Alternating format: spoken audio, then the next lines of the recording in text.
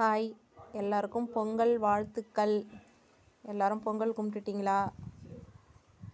நாங்கள் பொங்கல் கும்பிட்டுட்டோம். ப்ளவுஸ் ஒன்று தைச்சிட்ருக்கேன். ஒரு சின்ன டிப்ஸு கொடுக்கலான்ட்டு. எனக்கு 40 சைஸு. இந்த இடத்துல 3 கார்னர், இந்த இந்த இந்த டாட்டு பிடிக்கிற இடத்துல, இது உங்களுக்கு எல்லாருக்கும் தெரியும். இந்த மாதிரி லைனிங் தைச்சி திருப்பம் ரொம்ப சாஃப்டாக இருக்குது. இது தைச்சி திருப்புறதுக்கு கஷ்டமாக இருக்கும்னு சொல்லிவிட்டு இங்கே ஒரு தையல் போட்டுக்குவாங்க. இது நிறைய பேர் சொல்லுவாங்க. அது மாதிரி நான் போட்டு திருப்பியிருக்கேன். இப்போ பாருங்கள், இது எனக்கு கப் ஷேப் கரெக்டாக உட்காரும். இந்த மாதிரி தைச்சோம்னா ஒரு சின்னதாக ஒரு டிப்ஸ் இந்த இடத்துல ஸ்ட்ரைட்டாக போடக்கூடாது. தையல் நேராக போட்டுட்டா ஷார்ப்பாகிடும். அந்த ஷார்ப்பாக இந்த இடத்துல முடியும். அது மாதிரி பண்ணக்கூடாது.